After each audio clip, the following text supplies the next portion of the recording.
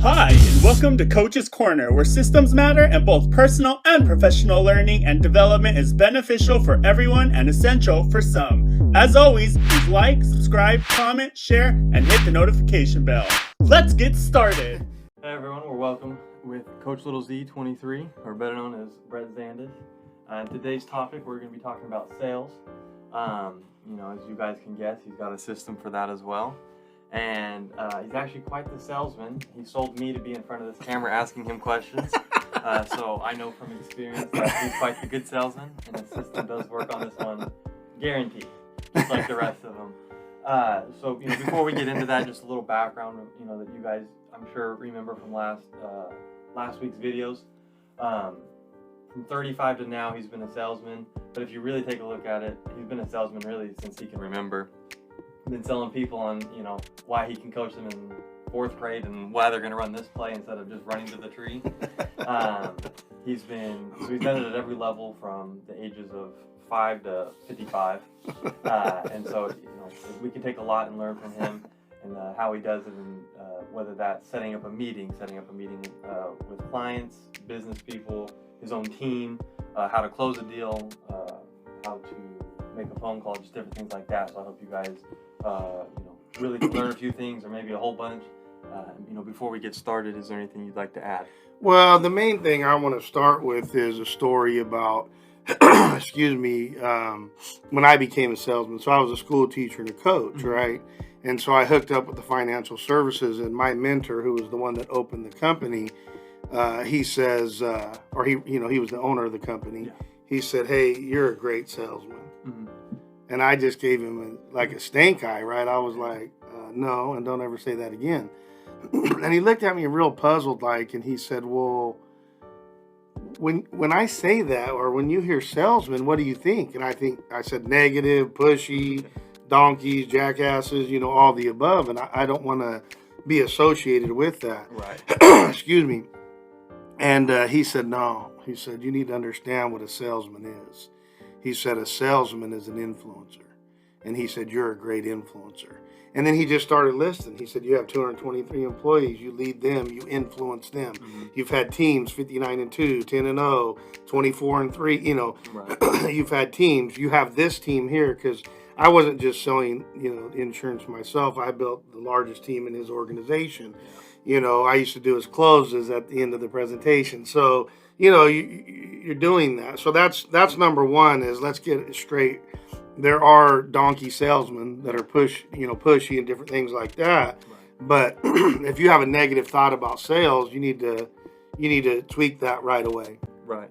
The other thing is, if that doesn't get you, the second part is, look, there's sales going on all the time. Right. So when you were 2, I either sold you while you went to bed at 8, or you sold me while you went to bed at 8:30. Mm-hmm. And so if they talk about the art of negotiation or selling or different things of that nature, it's something that, in my opinion, that everybody needs to learn, not just quote unquote salespeople. Got it. So overall, we'll start there. Overall questions.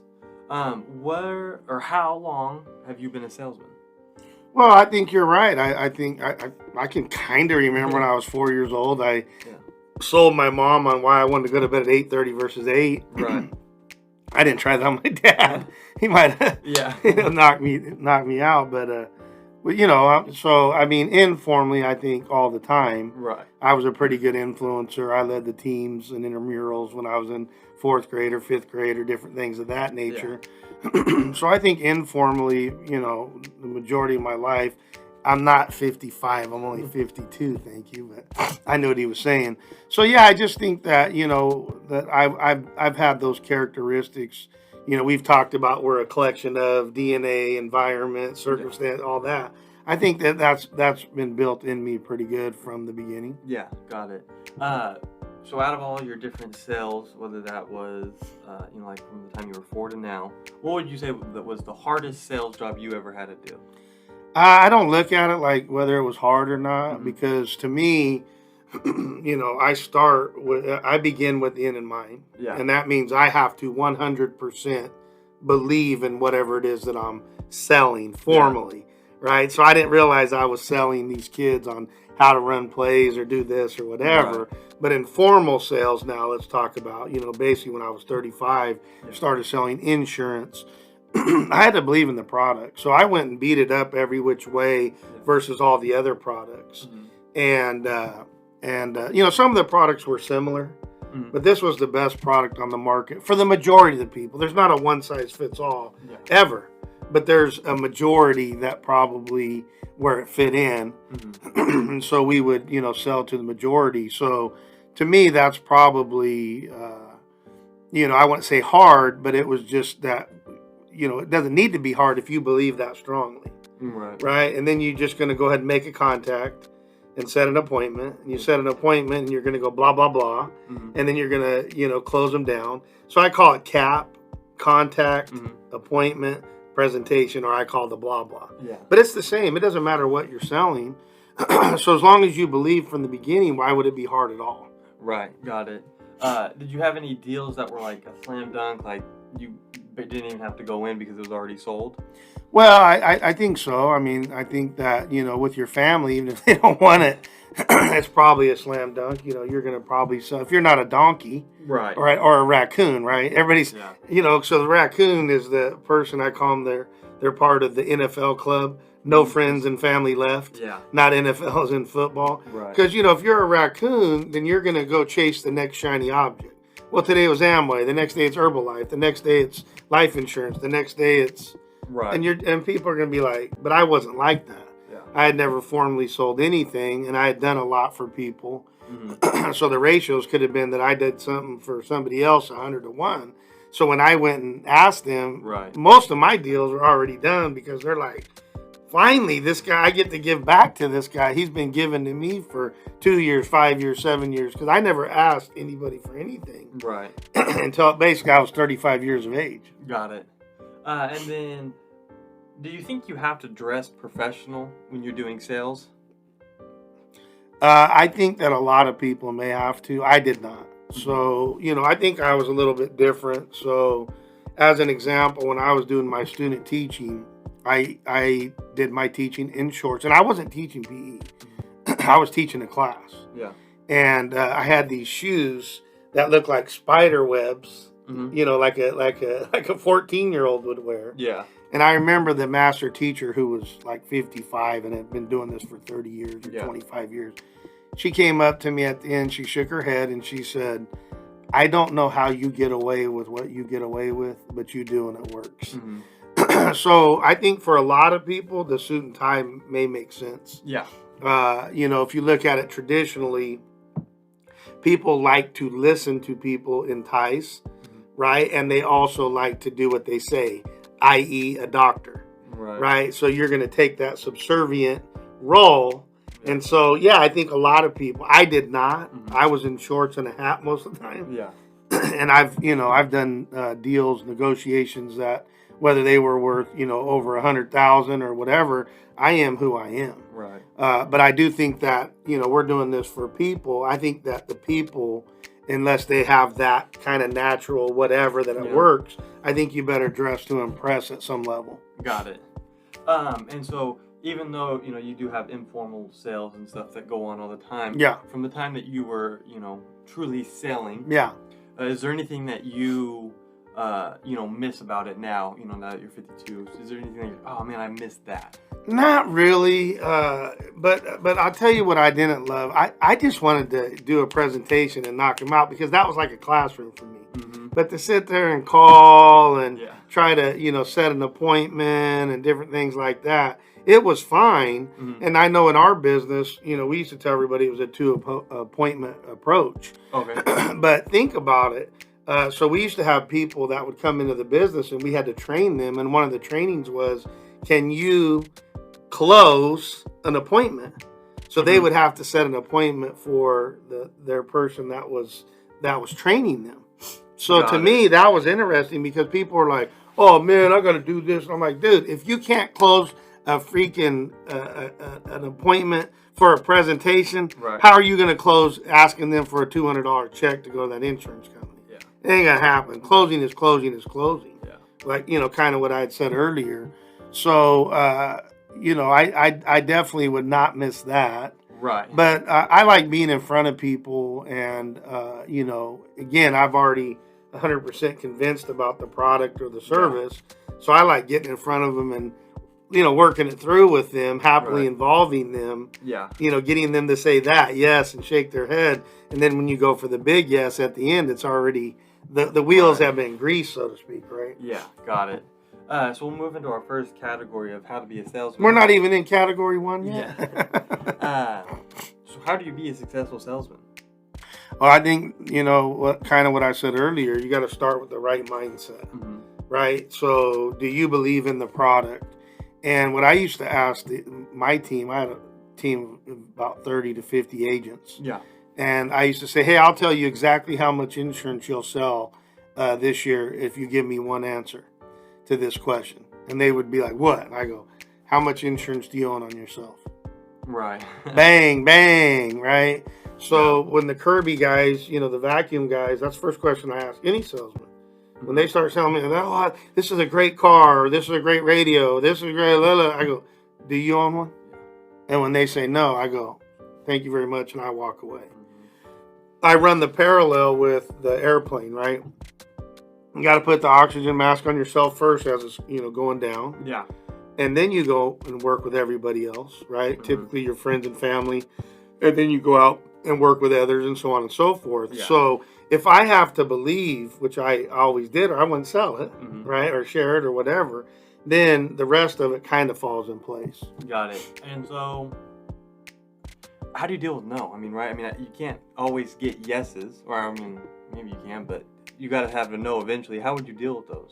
I don't even, it's not even like a big deal to me. Okay. Right? I've told the story many times. I probably need to start telling, new stories, but they're the stories that work and whatever.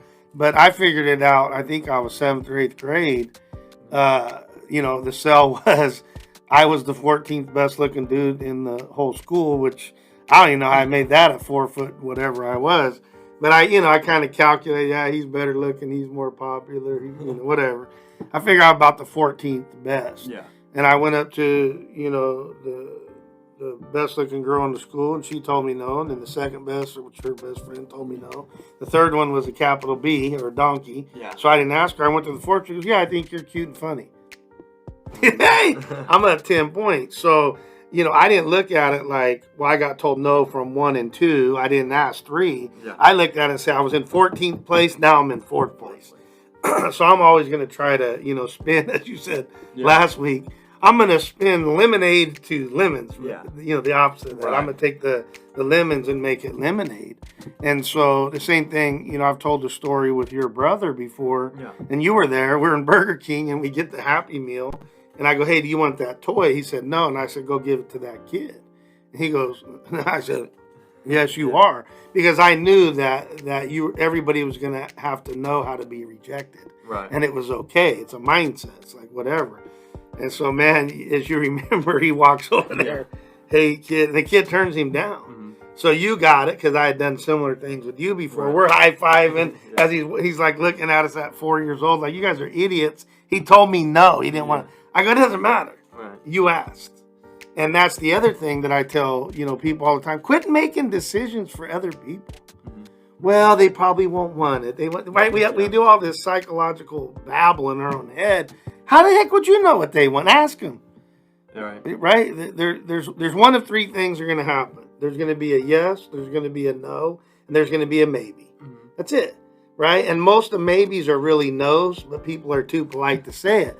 So I've said to people before, look, I think what you're trying to tell me is no. I don't do long maybes. So if what you're trying to do is tell me no, just tell me no.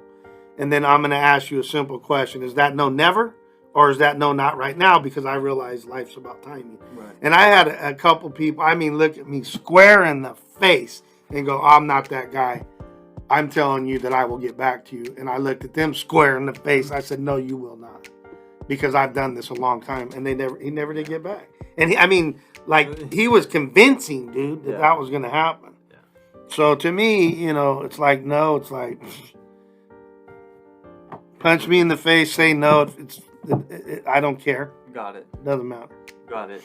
How do you avoid to be that pushy, negative salesman that is, in everyone's mind? Same thing, mindset. Mhm. Like I'm gonna nudge you. Yeah. And I may push you a little bit, Hmm. but I'm not gonna shove you, and I'm not gonna be pushy. I just, that's not my mindset. Yeah. So again, if you tell me no, then my comeback is that no, never, or no, not right now. Right? That's my typical. And then if they say, yeah, no, never, no, not right now, period, whatever they say, I'm always going to try to win the bad game because that's fun for me. And so I'll say to them, well, hey, is it possible that your mom, dad, aunt, uncle, sister, cousin, friend might be interested? Because I haven't treated you bad, have I? They're like, no, you've been actually pretty cool. Mm-hmm. I haven't pushed on you or whatever. Correct, yeah. I promise to treat your people the same way. Right. So then I get a number out of them, and maybe it's not exactly the win that I wanted. Right. But I don't like to do wins only. If I only win and they lose. So if they didn't want to do it, they're saying no. And if I get them to do it because I'm a pushy salesman, then they lose. Well, I don't like that. Right. I want everybody to compete at their best. And then, yes, I'd like to win and you take second. But you can count it as a win in your own mind. Right? Yeah, absolutely. When it comes to giving, the speech, right, or knowing the product that you're selling, blah blah. Yeah, the blah blah. Where do you suggest practicing that? Right. I mean, I'd assume that you would have practiced it before you went in to give it. Yeah. So your goldfish. Okay. That's a good place to start. All right. So I remember my first 2 financial presentations. Yeah. I didn't even know what was going on, right? Okay. So I just went and did them, right? Sometimes you just got to put yourself out there. We've talked about throwing the deep end. Hopefully you bob up. So the first 2 I do, one was a banker who knew more about money than I would ever even think about knowing. Okay. And the other one was a super smart investor. Okay. Right? And I remember the super smart investor said, he was talking about not the commissions that I would make, but he was talking about percentages.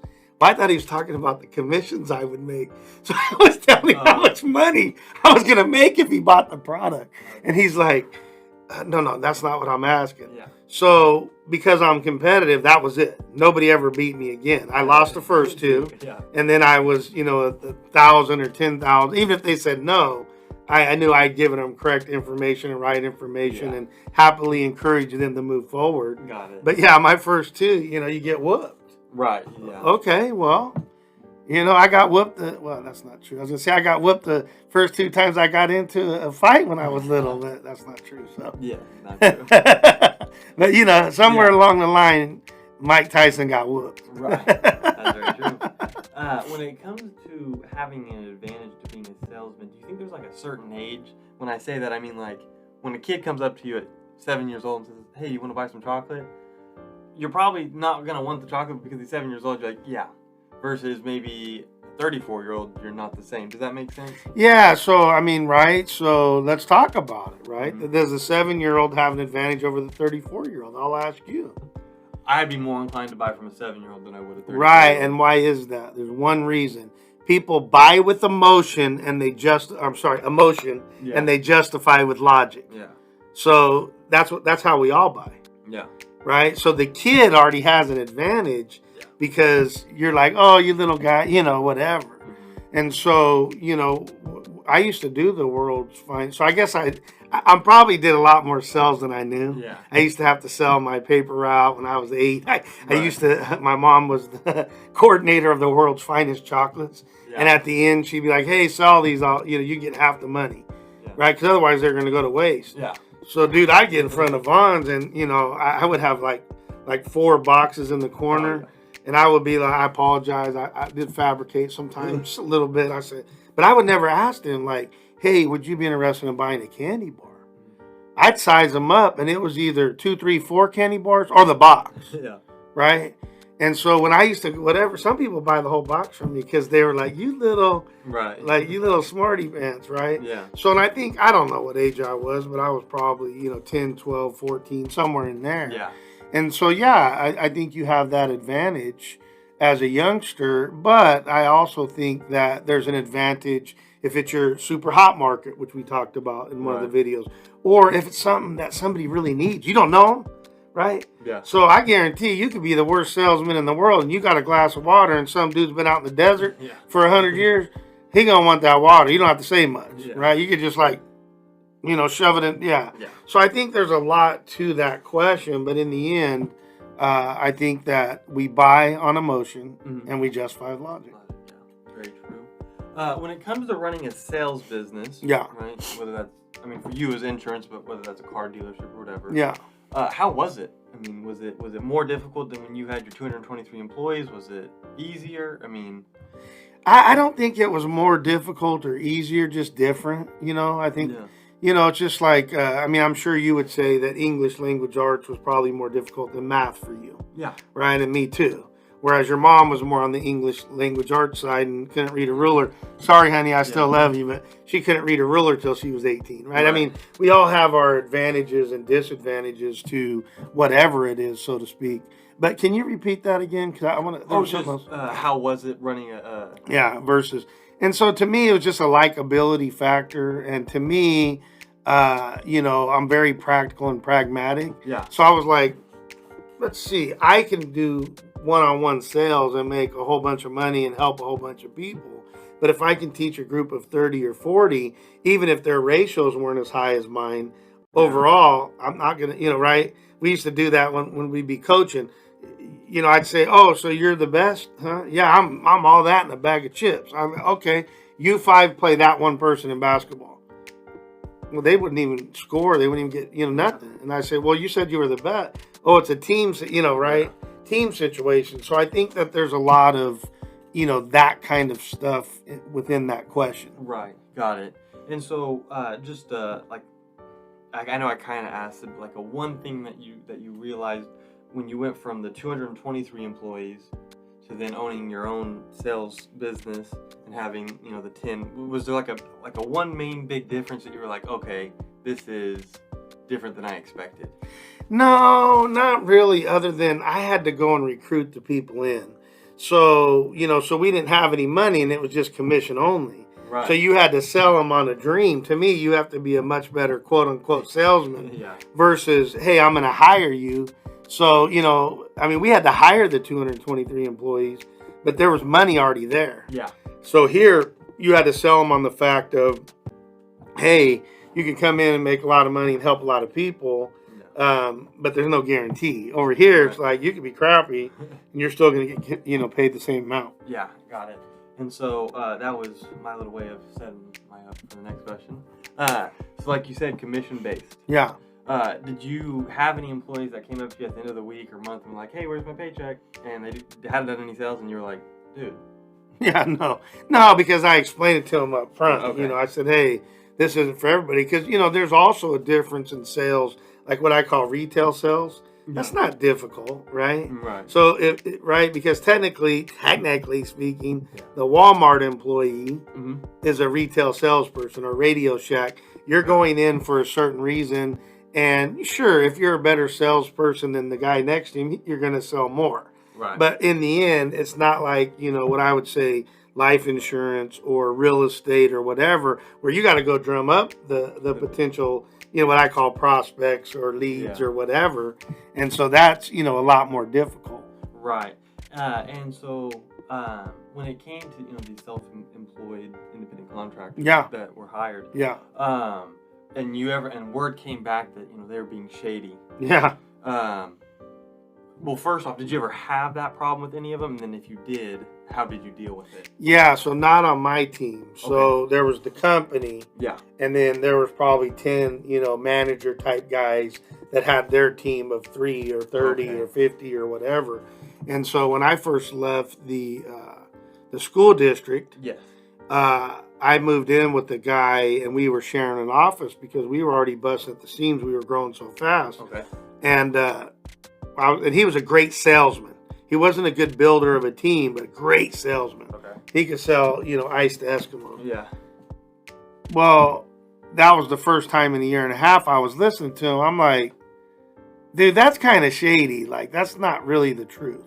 Mm-hmm. So I went to the CEO and I said, bro, here's the situation. And he said, well, that's, is what it is. And so then I came home and talked to my wife and I said, hey, I can't handle this. And she was pretty cool. She looked at me square in the face. She said, well, did you ever work for a shady principal? And I go, yeah. And she goes, well, what's the difference? And she said, it doesn't matter what they're doing. You're helping people in the right way. Right, you're doing your... Yeah, and so I thought that was a pretty cool, pretty wise thing to say, you know. Absolutely. I'm like, girl, what's up with that? I'm supposed to be the one that has the wisdom, right?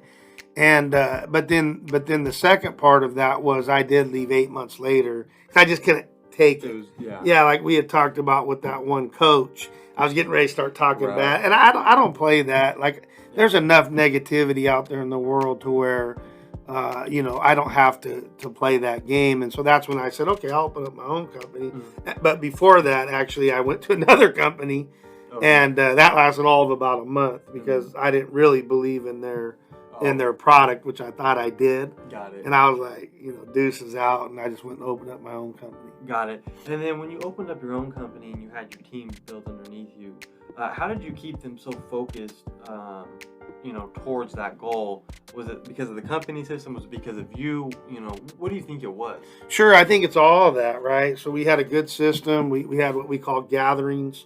Most people call them meetings, but I call a gathering would be a training, a meeting, a one-on-one, a group. I just call them gatherings. Got it. And, you know, just to get everybody focused. You know, you guys go through that. Yeah. You know, the inner circle people go through that with me.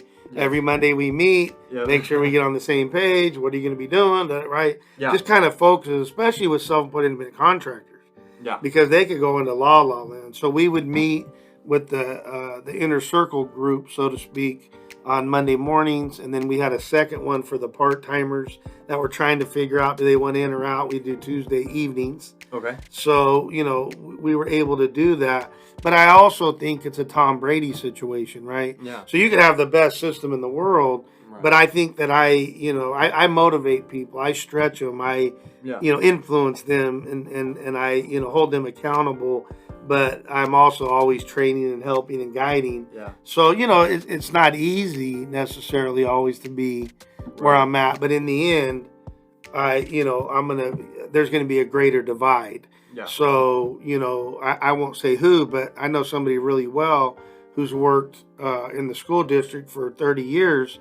And they've had very few people that came back to me and said, man, you've made a difference in my life. I've had 40, 50, 100, 2. I mean, I've had a bunch that have done that. But it's because I put it out there in a way. Right. So I think it's a both-and situation. The person's going to matter as well as the system or the structure. Got it. And so before we move on to the next topic, which will be, you know, setting up meetings, different things like that. Yeah. Is there anything else that that I didn't ask you or that you'd like to add to the party?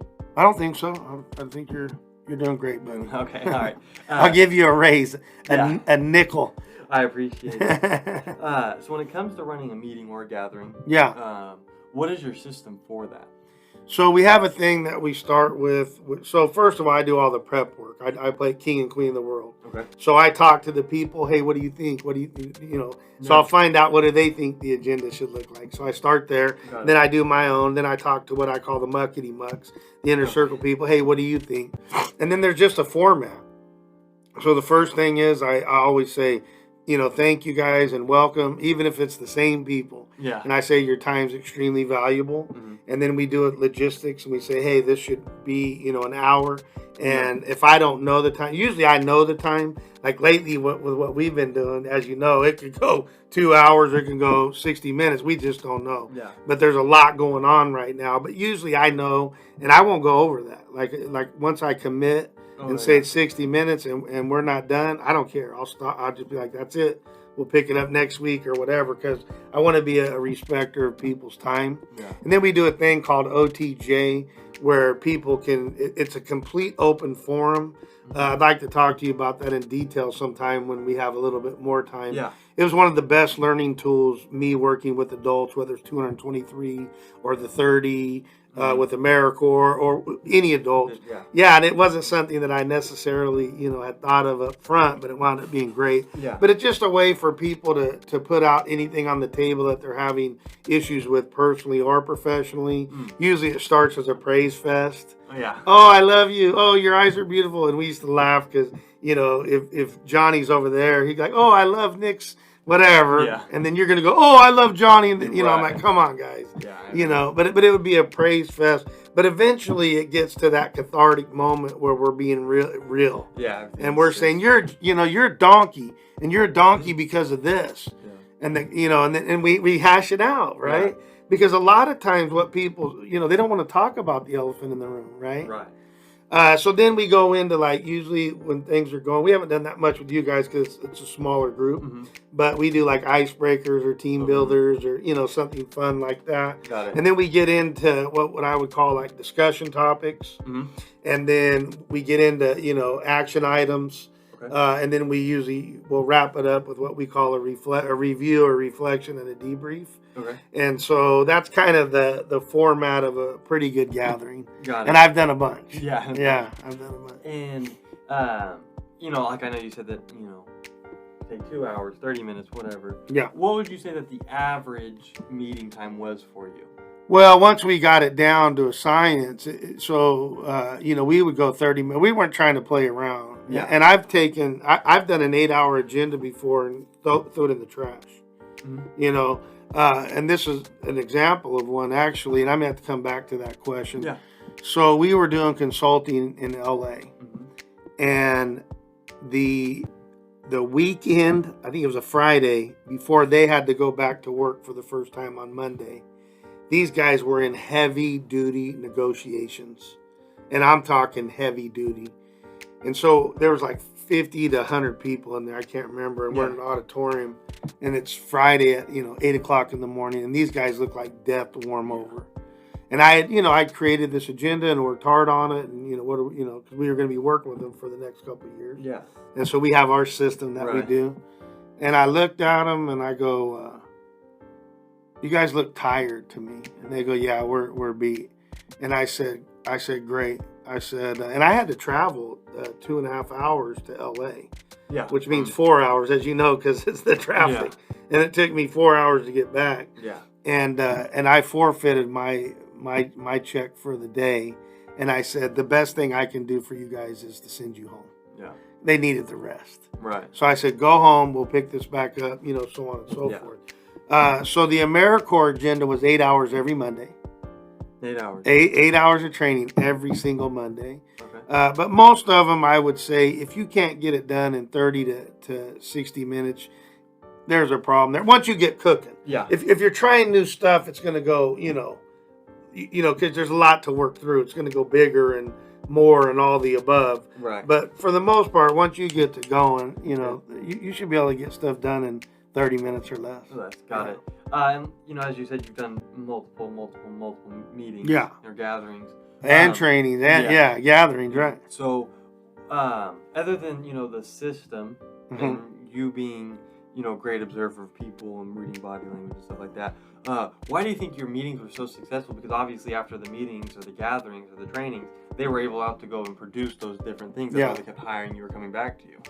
Well, it's ownership, right? Mm-hmm. So people didn't understand. So they would look at my meeting when I would run it. Yeah. And you got 30 people or 200 people shaking their head, right, the whole time.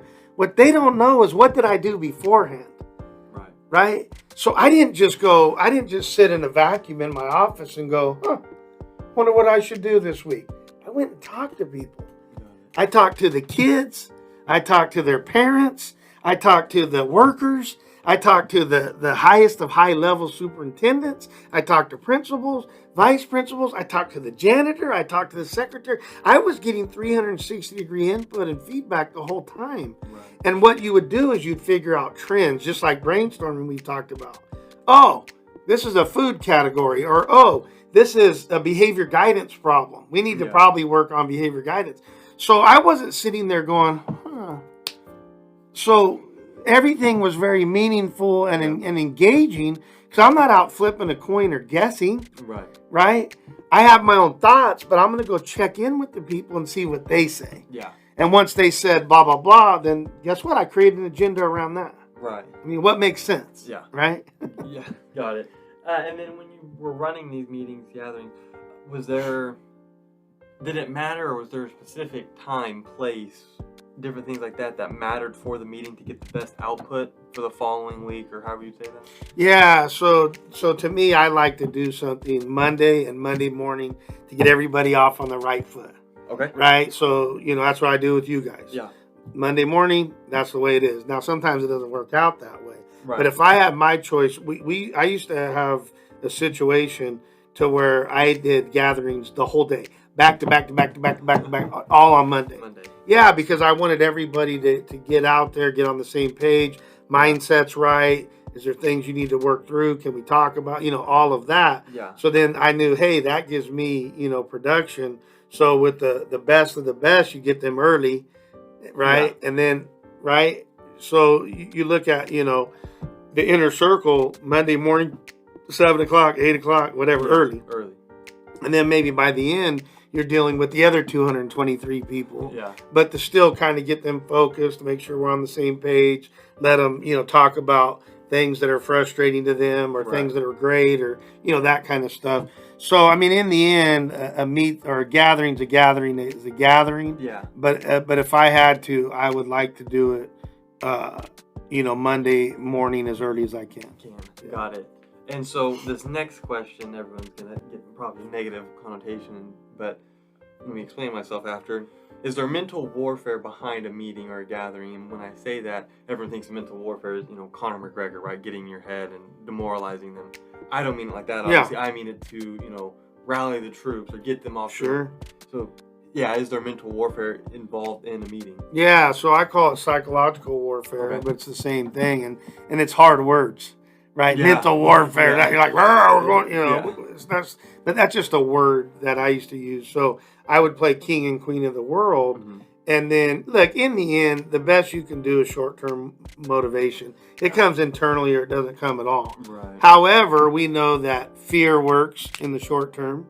Yeah. Right. So we're talking. This is a sales video. So when we're talking about selling, you're preparing in these gatherings so that you can sell, right? And so fear works. I hate it, but it works. Yeah. But does it work in the short term or the long? So, I'd yell at my kids sometimes, and I knew I'd be like, I probably got an extra hour or day out of them, or maybe 3 days, right? Yeah. But what you try to do is to teach internally so that they can have a paradigm shift, right? I call them the paradigms. Yeah. The paradigm shift, so that they could, want to do that from internal, because that's long lasting. That's like when people talk about, well, I'm going to lose weight for my grandma. I'm like, no, you're not. At best you may go a day or two, but short-term motivation is short-term motivation. Right. And that's external motivation. You got to tweak or adjust and figure out how can you bring that from the inside. Got it. And as we move to the next category, we're going to be talking about having a great month and having a bad month. Yeah. So first, when it came to having a great month for you, did you ever have those post-month blues where you're riding this high and then that next month it just faltered? And if so, what did you do to get back onto the horse, so to speak? Yeah. So I may have to ask you that exact same question like 3 times, because there's a lot going on there. Okay. So first of all, my mindset was not about my sales. Now I have my goals, don't get me wrong. Yeah. But my mindset was the kid in the woodpile. One step, one step, one step. Yeah. So I knew that if I made more contacts than the guy next to me, I win. Right. Because a lot of sales is a numbers game, right? Yeah. But I was able to also be smart on that and say, well, it's not just 100 to 100. But if I get 100 people that's in my hot market, meaning my mom, my dad, my uncle, my aunt, my cousin, the stuff, whatever, or what I would call the semi-warm market, which means I may not know all your friends, but they know you. And if you have good credibility, then I can get their phone number and contact them and so on and so forth. So the first thing is that I didn't necessarily make my determinations on success based off of that end result of money, or in my case, how many people that I helped. That was always my number one. Yeah. I said, help enough people, the money will come. Yeah. And if it doesn't, then it wasn't meant to happen. Go try a new profession, right? And so to me, there was a whole mindset of what is success. But so I would peek up and I go, oh, there's the wood pile way over there. But I'm a kid right here in the dark. and I got the flashlight, and I got to do what? I got to take one step. Well, what's one step? Make a contact. Yeah. Hey, Joe, I need to set an appointment with you where I can go blah, blah, blah for about, 30 minutes or an hour. I won't go over 60 minutes. When can we get together? Yeah. Right? And they'd say, well, what is it about? Well, that's what I need 60 minutes for. Yeah. Well, I understand, right? I'd broken record them, and then eventually I'd get the appointment. Yeah. Then I would say, okay, so just to make sure we're clear here, Joe, I have never missed an appointment in 9 years. But I can promise you this, I value people's time.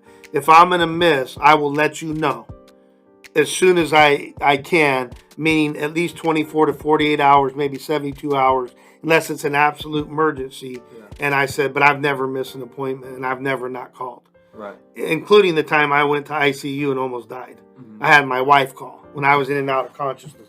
Got an appointment with Joe Collins, right? Yeah. So I've said all that, and I said, so I would imagine with you being of great character would treat me the same way I'm going to treat you. And if you're going to not make the appointment, that you would, right? Right. So now, not only did I set the appointment, I set a solid appointment. Yeah.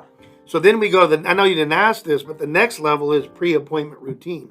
Yeah. Somewhere between 30 minutes and 90 minutes, I would contact them to confirm, not remind. Right. So when my dentist calls me and says, I want to remind you about, I said, no, I'm a grown folk. No. You don't need to remind me of nothing. I think what you're trying to say is confirm. And she does that with me now. Same lady for 20 years. Yeah. Because I'm always a teacher. I want to Right. teach. She probably was like, screw you very much at first. But it makes sense, right? We're grown people. Now, we know we're reminding them, but we're just saying it a little different. Yeah. So then my ratios of missed appointments were very low because I'd already really tightened it down and said, I won't miss that.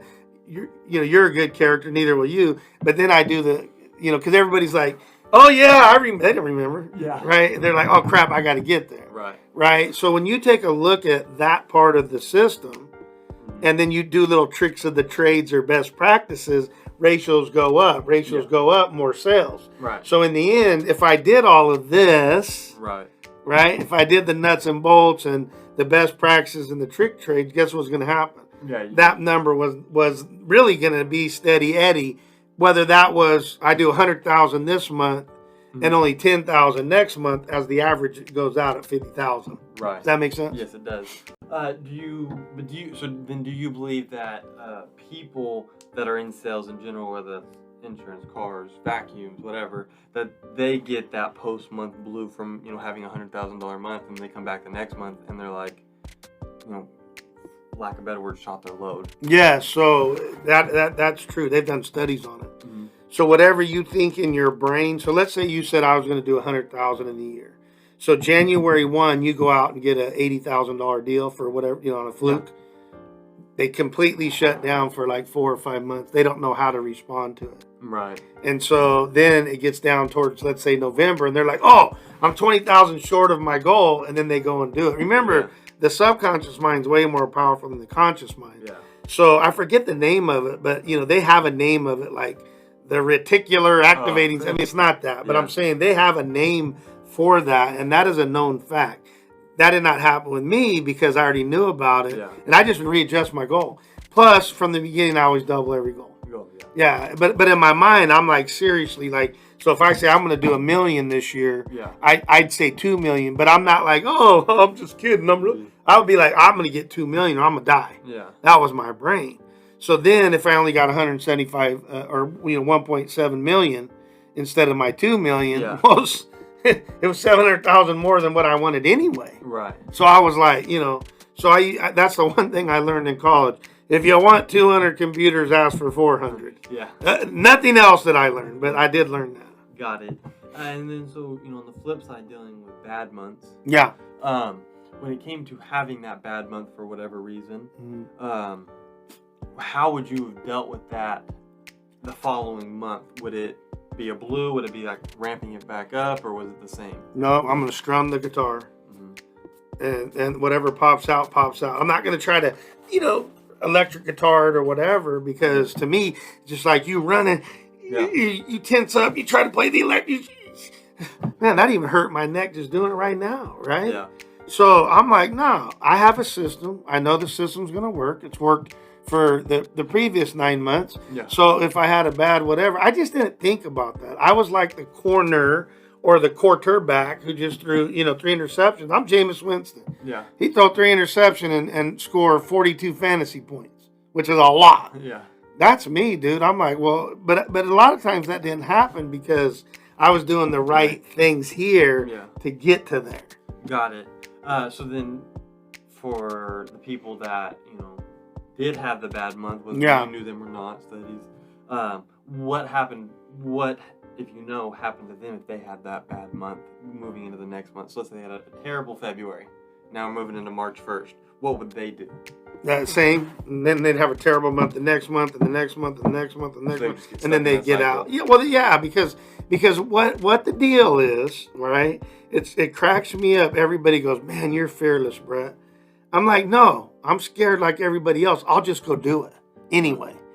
And so what happens is, especially in sales, people are just scared, and they think of all the excuses. Well, I don't want to call them at 8 in the morning because they're probably going to work. Yeah. Well, I don't want to call them at 9 because they just finished breakfast. Well, I don't want to call them at 10 because they're getting ready to go to lunch. Well, I don't want to call them after their lunch, right? It's all these excuses, or the same thing with a baby, right? Well, I don't want to have a baby at 20 because I'm in the prime of my life. Well, I don't want to have a baby at 25 because I'm in the second prime of my life.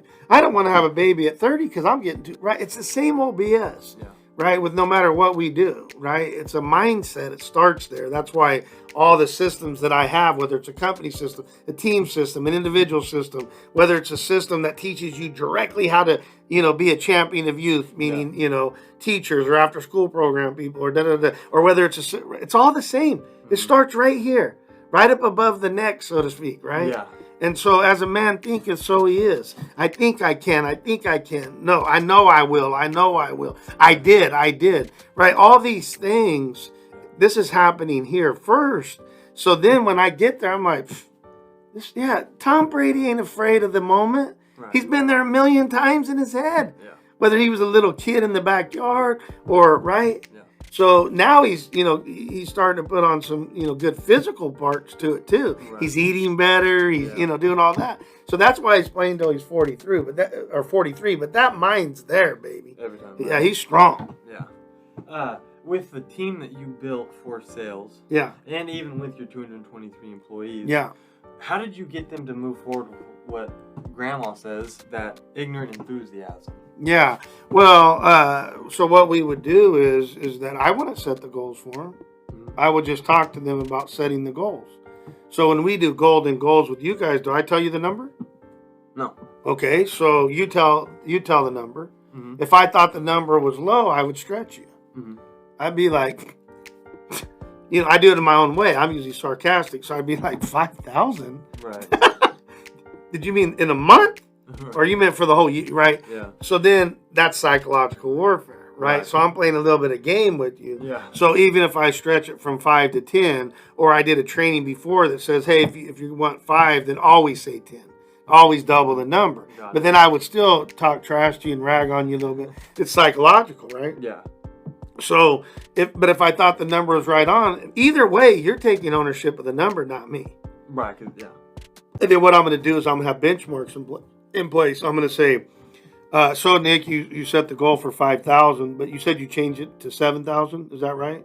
Okay. So simple math says that if you want this by the end of the year, there's 7 months left. You'd have to do 1,000 a month, and we're 10 days towards the end of the month, and you don't have 1,000. You don't even have close to that. So what can I do to help and support you in your goal?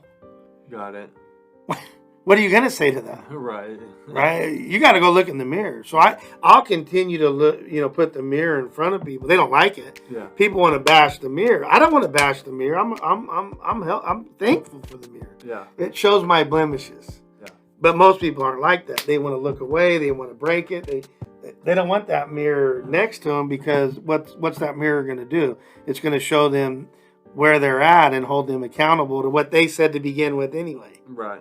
See what I'm saying? Yeah, it does. And then for the last question, how would you deal with the self-employed independent contractor that was the week on guy, week off guy, or the month on, the month off guy? Well, it depends. So we had a gal, and she collected a license, and she referred me business one time a year, about 8 to 10 weeks prior to Christmas, because that paid for her Christmas. Okay. So for her, yeah, not only 8 weeks, it was 8, basically, once, every 10 months. I had other people that would come in and get a license and say, I don't know what I'm doing, but I'll refer the business to you because I got to go pay for a $10,000 wedding. So they would just like throw, everything. Yeah, and we're splitting deals and whatever. Yeah. But specifically for what you're asking, and can you ask that again? Because I want to answer that specifically. Yeah. How would you deal with the person that was either week on, week off, month on, month off? Yeah. So if that's not what they had set their mind to begin with, and they were inconsistent, I would just talk with them and try to train and whatever. But I knew for the most part, how do you get over a fear of bats if you don't just jump in? Right. You can't really, go and look at a bat and then go. You just got to kind of jump in the middle of it and go, okay, well, I got bit or scratched, but I'm still alive. Yeah. And most people, you could work on their mindset and, understanding. But in the end, it was tough, man. Most people would be like, that whole thing I just said, 8 o'clock. Well, they'd always make excuses. Or, well, I don't know if they'll want it. Well, who are you to tell people what they want? Which is what I said at the beginning, right? Who are we to decide as salespeople what that guy wants or that gal wants?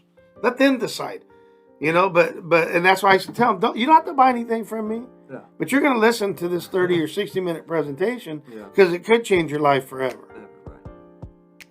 Well, as we're closing up, before we get to bonus questions, is there anything that you'd like to add or say that I didn't ask you or that you want to reiterate to the audience? Not in particular, but I think everything that we talked about is good stuff for salespeople. Yeah.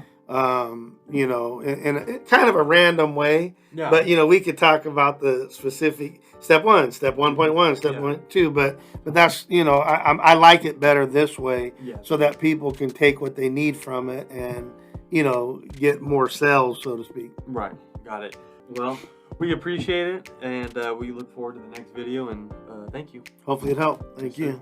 Gotcha. If you need to contact Brett or Coach, please do so on his social media accounts, email, and or text. You can find that information in the description below. Again, please like, subscribe, comment, share, and hit the notification bell. Thanks, and we hope you enjoyed.